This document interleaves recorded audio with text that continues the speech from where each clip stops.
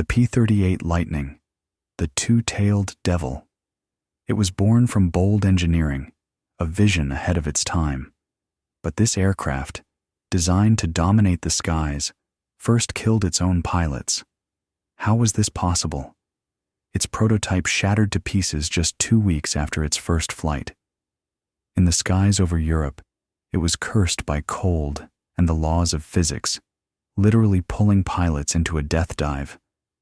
But then, across the vast expanses of the Pacific Ocean, this two-tailed devil became a machine of vengeance, a hunter of the most important enemies, capable of changing the course of the entire war. How did a machine born with fatal flaws not only survive, but become a symbol of adaptation, resilience, and endless evolution? Imagine a world on the brink of a great war. The skies over Europe were already cut by the shadows of new, unseen machines, while across the ocean, America was just beginning to prepare for the inevitable. At this tense moment, on June 23, 1937, the U.S. Army Air Corps threw down a challenge to the entire aviation industry. They needed an interceptor. Not just a plane, but a swift predator, capable of climbing to 20,000 feet, and there, in the thin air, reaching a blistering speed of at least 360 miles per hour. It was a demand ahead of its time, almost fantastical. Lockheed answered the call, and it was answered by two young geniuses, Clarence Kelly Johnson, whose name would become synonymous with the legendary Skunk Works division, and his direct supervisor, Chief Engineer Hall Hibbard. Their response to Proposal X-608 was not just bold, it was shocking. No compromises, no following well-trodden paths. They proposed a radical design that could either be a triumph or a complete failure. A twin-boom silhouette with a central gondola for the pilot. An aircraft that looked like it had flown off the pages of a futuristic novel. This audacity was embodied in the prototype, the XP-38. Two slender tail booms, resembling a devil's pitchfork, concealed two powerful, 12-cylinder Allison V1710V engines with turbochargers. Most impressively, their propellers spun in opposite directions, masterfully neutralizing torque and providing unheard-of stability at high speeds. And nestled between these booms was its firepower, not scattered across the wings, but concentrated in the nose, one 20mm cannon and four 50 caliber machine guns. This guaranteed an incredible density of fire, capable of tearing any target to shreds. On January 27, 1939, at March Field, California, this engineering masterpiece lifted off the ground for the first time. Lieutenant Benjamin Kelsey gently guided the XP-38 into the sky, and the aircraft showed great promise. But its real test was yet to come. Just 2 weeks later, on February 11th, Lockheed decided to make an unprecedented move. The XP-38 prototype was to cross the entire continent, from California to New York, setting a new speed record. It was a PR stunt, designed to prove to the world that American aviation was capable of the impossible. Kelsey was again at the controls as the plane began its long journey.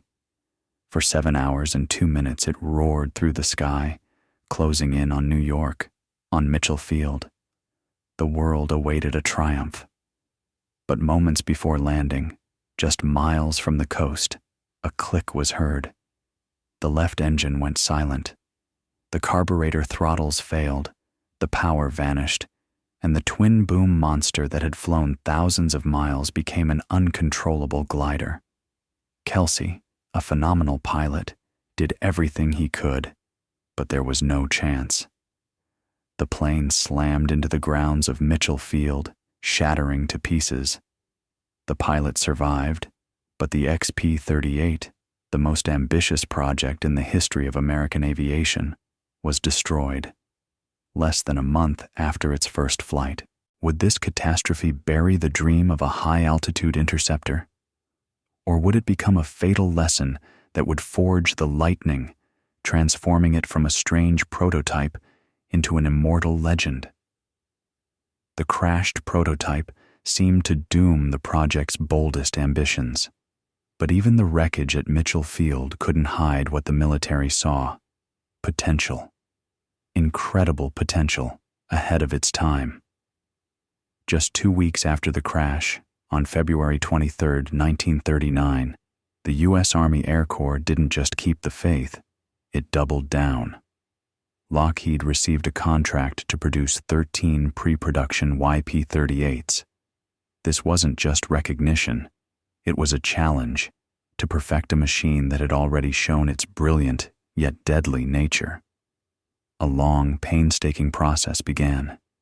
Each of these pre-production aircraft was a step into the unknown. Lockheed engineers worked tirelessly, refining the aerodynamics, tuning the engines, turning a bold idea into a war machine.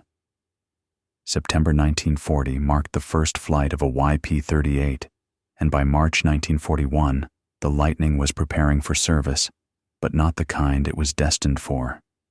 Its path into the military was paved not with glory, but with bitter experience. This twin-boom Predator's baptism of fire came not in grand aerial battles, but alone, high above enemy territory. As early as June 12, 1942, long before the mass bombing raids, an F-4 variant, an unarmed photo reconnaissance version of the P-38, first sliced through the European sky. It was the eyes, not the fists, but even in this role, its speed and ceiling were priceless. It saw everything while remaining unseen. Then came the time for direct conflict. Far away in the snowy and windswept Aleutian Islands, on August 14, 1942, Lieutenant Elbert Jack Gary of the 54th Fighter Squadron wrote the first line in the Lightning's combat history. In the cold, foggy sky, he tracked down and shot down a Japanese Kawanishi H-6K flying boat. It was a modest victory, but it was the first confirmation. This plane could fight. But the Lightning's true test awaited not in the relatively calm Pacific theater, but over the frozen fields of Europe. Starting in November 1942, with Operation Torch in North Africa, the P-38 began its mass combat deployment, followed by patrols over England and the continent. Here, at these dizzying altitudes, where the air was thin and temperatures dropped to minus 60 degrees Fahrenheit, its most fatal flaws emerged. The Lightning's cockpit was pressurized, but its heating system was, to put it mildly, ineffective. The heat drawn from the distant engines never reached the pilot in sufficient amounts. What did this mean in practice? At altitudes over 25,000 feet, during hours-long flights, the cockpit turned into a freezer. Pilots told horrifying stories of frostbite, fingers freezing to the controls, faces covered in a layer of ice, and in the most severe cases, amputations. The aircraft designed to dominate the sky began killing its own pilots with cold. RAF Langford Lodge in Northern Ireland would soon become a center for desperate attempts to fix the system, but time was running out and lives were at stake. But there was another, even more insidious and deadly enemy: the laws of physics. At speeds over Mach 0.68, especially in a dive, the Lightning encountered the problem of compressibility. To the uninitiated, it sounded like magic, but for pilots, it was a living hell. The airflow over the wing reached the speed of sound, creating a shock wave that violently shifted the center of pressure backward. The aircraft lost maneuverability, the ailerons became useless, and the nose was pulled down, irresistibly. The Lightning was literally tucked into an uncontrollable dive. There was no escape. Many planes smashed into the ground, taking the lives of pilots who couldn't understand what was happening or how to fight it. This wasn't enemy fire, not a mechanical failure. It was an invisible, merciless killer that called the entire concept of this engineering marvel into question. Could the lightning survive when the sky itself turned against it? Over the icy expanses of Europe, where every mission was a struggle not only against the enemy, but against the machine itself, this engineering masterpiece fought, but did not conquer. Its flaws, revealed at dizzying altitudes and in deadly dives, seemed like a death sentence. But a true hero often reveals itself not where it's expected, but where it's desperately needed. And for the P-38, that place was the Pacific Ocean. Here, over endless waters, where every mile was a measure of survival and every engine failure could be the last, the Lightning's radical design ceased to be a liability. It became a lifesaver. The European problems, frostbite at high altitudes, and the threat of an uncontrollable dive from compressibility, took a back seat. The humid tropical climate and different combat conditions neutralized many of these deadly threats, allowing the P-38 to unleash its true potential. Instead, its undeniable strengths blossomed. First, its phenomenal range. Unimaginable for a single-engine fighter, it allowed the Lightning, with drop tanks, to cover thousands of miles, transforming it from a short-range interceptor into a true cruiser of the sky. It became the only Allied fighter capable of regularly escorting bombers on the longest missions in the region, deep into enemy territory. The legendary Charles Lindbergh, the pioneer of transatlantic flight, even joined Pacific squadrons in 1944 to teach pilots fuel-saving techniques. His advice increased the Lightning's combat radius by a staggering 50%, opening new, previously unreachable horizons for attack. Second, 2 engines. Over the ocean, this wasn't just an advantage, it was life insurance.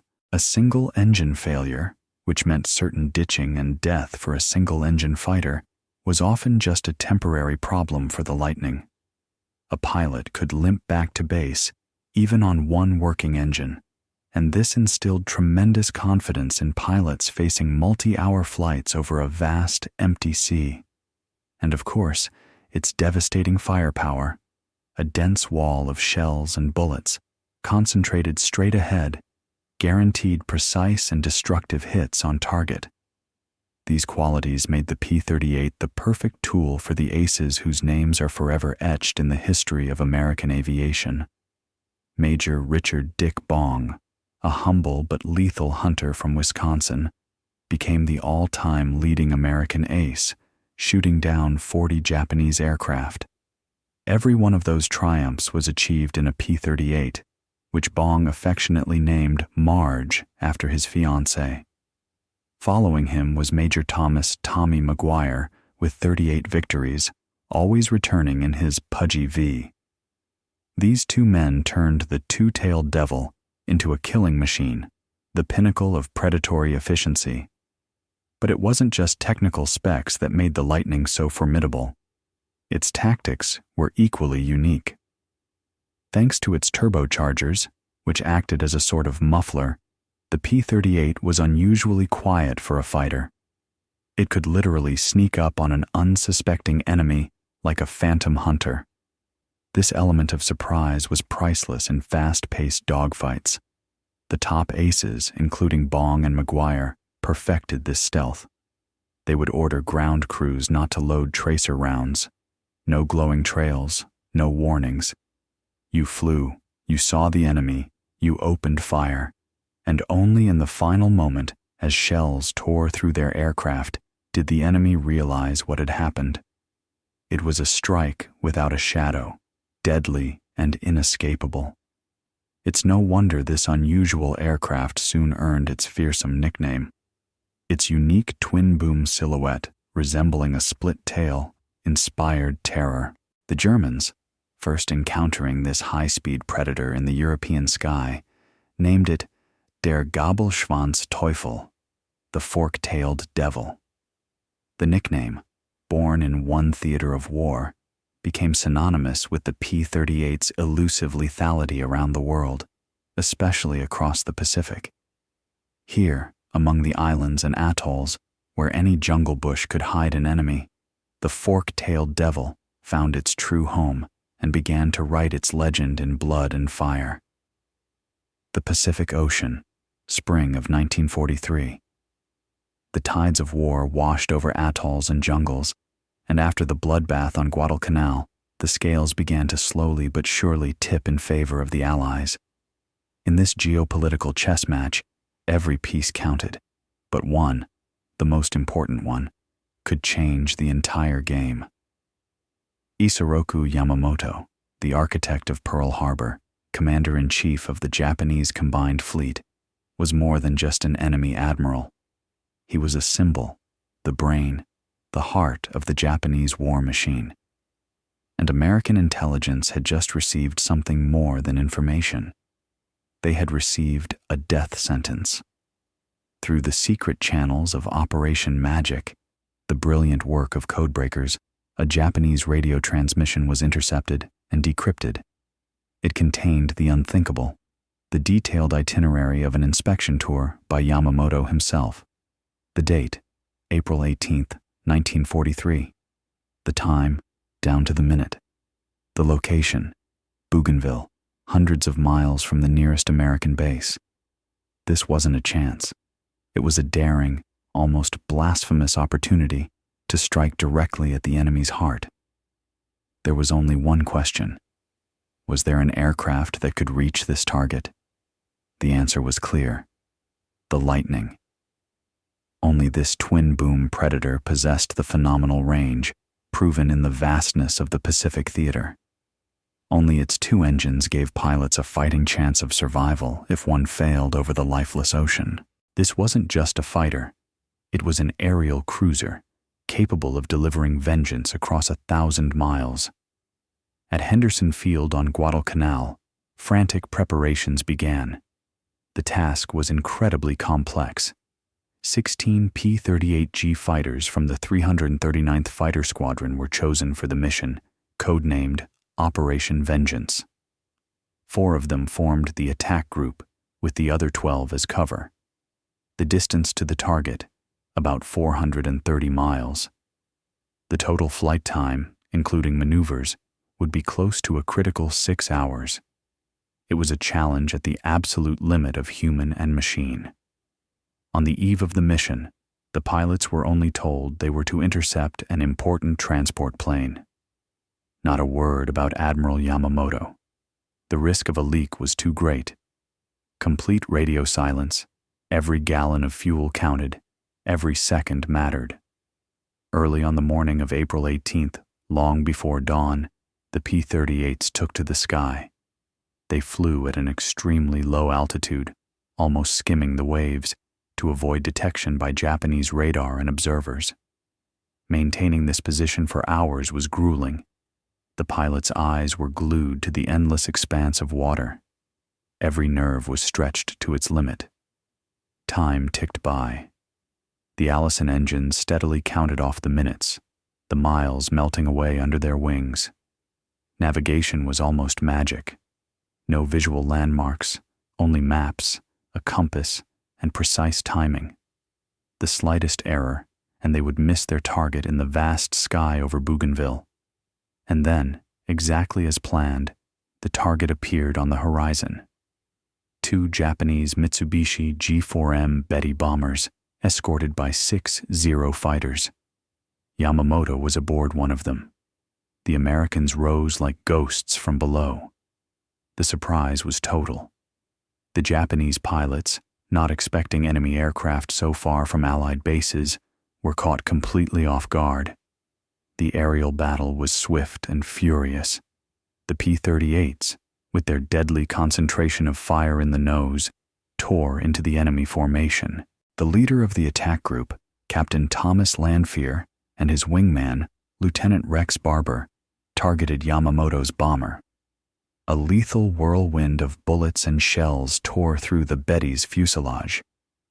Engulfed in flames, the plane crashed into the jungle of Bougainville Island, taking the life of the admiral and his entire staff. The second G4M was also shot down. The mission was complete. Turning back, the remaining P-38s, fighting desperate dogfights with the remaining Zeros, set a course for home. They were on fumes, on their last drops of fuel, but they were returning as victors. Operation Vengeance not only decapitated the Japanese fleet by eliminating its strategic genius, but it was also an unprecedented demonstration of the P-38's capabilities. In this daring, long-range hunt, this unusual fighter proved it could be not only deadly, but a surgical instrument capable of changing the course of the war. It didn't just fly, it delivered justice. The mission of vengeance over Bougainville elevated the Lightning to a pedestal. It became a symbol of audacious power, capable of the impossible. But even after such triumphs, the engineers at Lockheed didn't stop. They knew this machine, this two-tailed devil, had hidden reserves. It was destined to become not just an effective tool, but a nearly perfect weapon. The European theater had exposed its most terrifying flaw, the problem of compressibility. In dizzying dives, as the P-38 approached the barrier of Mach 068, the airflow over the wing reached a critical speed, shifting the center of pressure. The plane would seem to lock up, helplessly pulled toward the ground. Hundreds of pilots died trying to break free from the death grip of this invisible force.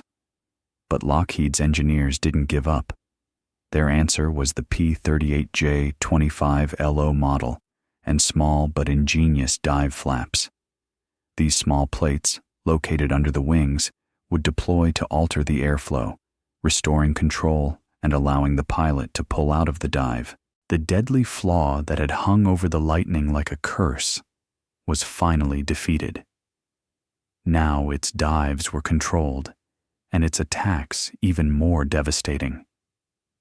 By this point, the Lightning had already established itself as a long-range hunter. And while the legendary Charles Lindbergh had shared invaluable fuel-saving secrets with pilots, increasing their combat range by 50%, his role in the war wasn't limited to training. The man who changed aviation history couldn't just sit on the sidelines. As a civilian consultant, he wasn't allowed to fly combat missions. But Lindbergh, with his unimpeachable authority, often rode along with P-38 pilots to personally test and refine flight techniques. There are numerous accounts and even unofficial reports suggesting he broke the rules more than once, personally engaging in combat and even shooting down at least one Japanese aircraft. Lindbergh didn't just teach engine management, he taught survival and victory, sharing wisdom earned in lonely transatlantic flights. It was this adaptability, this readiness for constant evolution, that made the P-38 a truly unique platform. Lockheed's engineers realized their two-tailed devil was capable of much more than just air-to-air combat. Soon, its fearsome nose changed its appearance, transforming from a killing machine into a silent eye in the sky. Over 1,400 Lightnings were converted into unarmed F-4 and F-5 photo reconnaissance aircraft. Instead of cannons and machine guns, their streamlined nose cones housed 3 to 5 cameras, capable of taking high-resolution images from great altitudes. These weren't just planes. They were flying lenses, penetrating deep into enemy territory and returning with priceless data that could decide the outcome of entire battles. It was in one such reconnaissance F-5B that the legendary Antoine de Saint-Exupéry, author of The Little Prince, embarked on his final fateful flight on July 31st, 1944. His disappearance over the Mediterranean, shrouded in mystery, forever linked the literary genius with the silent P-38 scout. But even as a bomber, the Lightning showed its ingenuity. A field modification nicknamed the Droop Snoot was a marvel of improvisation. On some P-38s, the nose armament was replaced with a tiny cockpit for a bombardier. Equipped with a Norden bomb sight, this unique Lightning became a leader, capable of guiding entire formations of standard P-38s with surgical precision, who would drop their bombs on its command. It was a kind of flying command post for precision strikes, expanding the fighter's tactical capabilities to unbelievable limits. And of course, the night could not stop the two-tailed devil. The P-38M Night Lightning was the answer to the challenges of darkness. Over 130 P-38s were converted into two-seat night fighters. Behind the pilot sat a radar operator, and under the nose was a compact AN/APS-6 radar, like a sharp eye piercing the gloom. They hunted and attacked enemy aircraft under the cover of night, adding yet another facet to the Lightning's multi-talented genius. From a death dive to surgical precision, from a silent scout to a nocturnal predator. The Lightning didn't just evolve, it transformed under the pressure of war's brutal reality, constantly adapting, overcoming its fatal weaknesses, and revealing new, unforeseen aspects of its engineering brilliance. It became living proof that a true legend is born not from initial perfection, but from endless perseverance, adaptation, and the ability to surpass oneself. We've traced the Lightning's journey from engineering marvel to battlefield triumph, from solving deadly problems to incredible adaptation. But behind every legend of metal and fire, there are people. Their fates are the true catalyst of history, their sacrifices its price. And sometimes, even the most perfect instrument cannot save a person from themselves or from a sudden blow of fate. Summer, 1944, the Mediterranean Sea, Corsica. As the Allies prepared for the final push into Germany, 44-year-old Major Antoine de Saint-Exupéry, the French writer and aviator, readied his unusual P-38 for flight.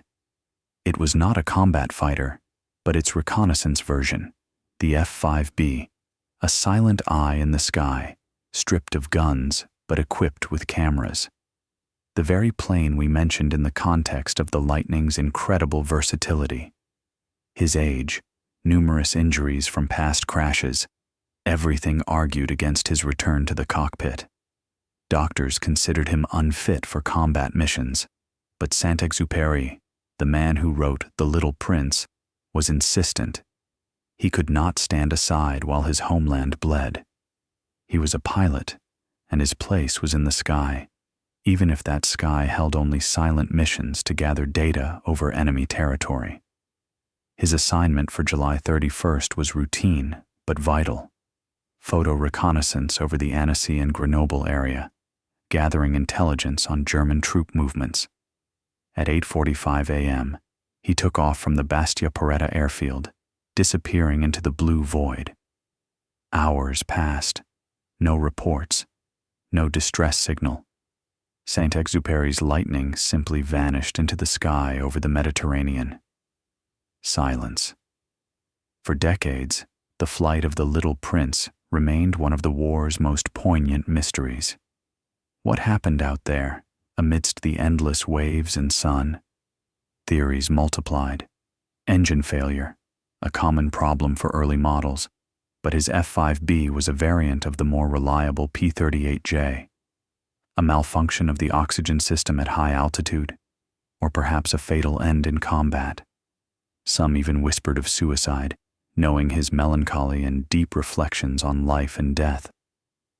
Saint-Exupéry was a man who believed in fate and the value of self-sacrifice. It was only half a century later, in 1998, that a fisherman recovered a skeleton from the Mediterranean Sea near Marseille. On its wrist was a bracelet engraved with the name Antoine de Saint-Exupéry. This was the first thread connecting legend to reality. Then, in 2000, a diver named Luc von Rell stumbled upon fragments of an aircraft lying on the seabed. The serial number 4268223, stamped on a piece of landing gear, finally confirmed it. This was Saint-Exupéry's P-38 Lightning. The mystery became history, And even this story found its witness. Years later, a German ace named Horst Rippert, a Messerschmitt pilot, claimed that he was the one who shot down a Lightning in that area on that day. He stated he had spotted a P-38 flying at medium altitude, staggering as if the pilot were distracted. He closed in, fired a short burst, and the plane plunged into the water. At the time, he didn't know who was at the controls. The realization came later. This tragic encounter became a symbol of the thousands of unknown victims whose stories were never told. Saint-Exupéry, whose machine was not for attack, but for unseen observation, fell victim to a random, fleeting encounter that could have happened to any pilot. But even among the most brilliant P-38 aces, capable of the most daring feats, death was always an unseen companion. We've already spoken of the legendary Richard Bong, but next to him, second in victories among American pilots, was Major Thomas "Tommy" McGuire. 38 confirmed aerial victories, all in a Lightning. McGuire was known for his caution, his pragmatism in combat, which was often contrasted with Bong's reckless aggression. He avoided unnecessary risks, surviving where others perished. However, even the most experienced can make a mistake. On January 7, 1945, at a mere 1,000 feet above the island of Negros in the Philippines, fate caught up with McGuire. After a long, exhausting flight, with his P-38 heavily loaded with full drop tanks, he encountered a single Japanese Zero. It should have been easy prey for a seasoned ace in a superior aircraft, but McGuire, perhaps exhausted, perhaps under pressure to match or surpass Bong, made a critical error. He attempted a sharp turn, too tight for his speed and weight. The Lightning lost speed, stalled, entered a spin, and slammed into the ground. McGuire's death, senseless, sudden, in a fight with a single, supposedly weaker opponent, became a bitter reminder. The Lightning, no matter how perfect it became, remained a machine that demanded flawless skill and constant vigilance. It was an engineering breakthrough, but in the end, in its cockpit, sat only a man, with his weaknesses, with his mistakes. And in the brutal reality of war, even the greatest could fall, turning an ode to ingenuity into a tragic song about the fragility of human life. The Great War, a bloody carnival of technology and human destiny, was coming to an end. And with it, the era of the Lightning was also concluding. The production lines that had churned out these twin-tailed marvels since 1939 fell silent forever in September 1945. The Lockheed factories, once buzzing with feverish activity, producing thousands upon thousands of these advanced fighters, were now quiet. Over 10,000 Lightnings had been built, but their time in the sun was over. The world had changed. A new era was already knocking at the door, roaring with jet engines. Irony caught up with even the greatest. Major Richard "Dick" Bong, America's #1 ace, the man who achieved all 40 of his victories in his P-38 Marge and emerged unscathed from the most desperate fights, did not meet his end in the war. On August 6, 1945, just days before the war ended, Bong took to the California sky in a P-80 Shooting Star jet. It was a new, futuristic aircraft, a harbinger of a different kind of air combat. But on that fateful day, its engine failed, and the deadliest pilot of the piston era could not escape the fiery trap of the new age. His death became a poignant symbol. The old guard was giving way to the future. For most countries, the Lightning became obsolete. Its place was taken by new, jet-powered machines. But not for everyone. Its reliability and outstanding characteristics gave it a second life. In the post-war years, some of these formidable machines continued to serve. The Italian Air Force used the P-38 until 1956, and in the Honduran Air Force, it remained in service until 1965, continuing to patrol the skies over jungles and mountains, becoming a last bastion of piston power. For some, it was just an airplane, but for a few, it was a symbol of a bygone era that refused to disappear. But the P-38 found its true immortality not in museum halls or on pedestals.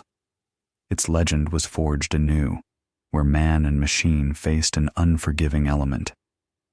In 1942, a flight of 6 P-38s, known as the Lost Squadron, was on a ferry flight across Greenland. A sudden storm hit, and the pilots had to make a forced landing on the ice cap.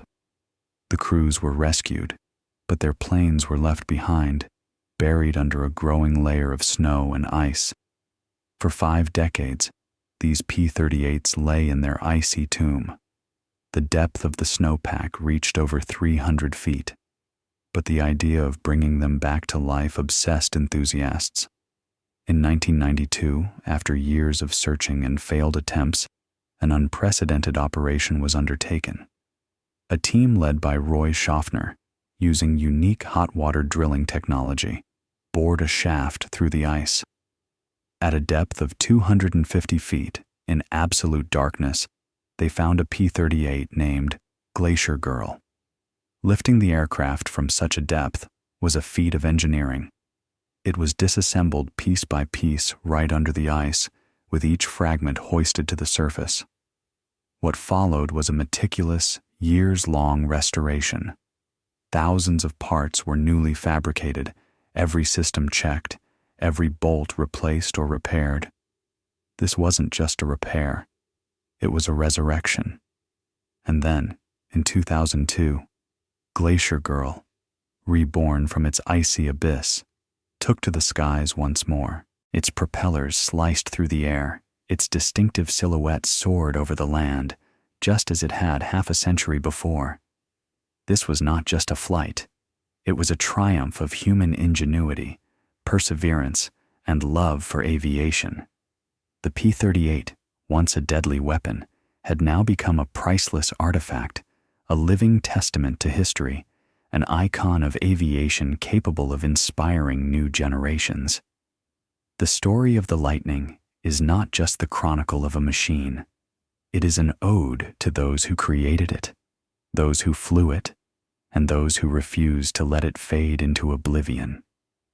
From the drawing board to an icy tomb, from the fields of battle to museum hangars, the P-38 Lightning proved that even an idea born with fatal flaws, when perfected through will and perseverance, can become a truly immortal legend.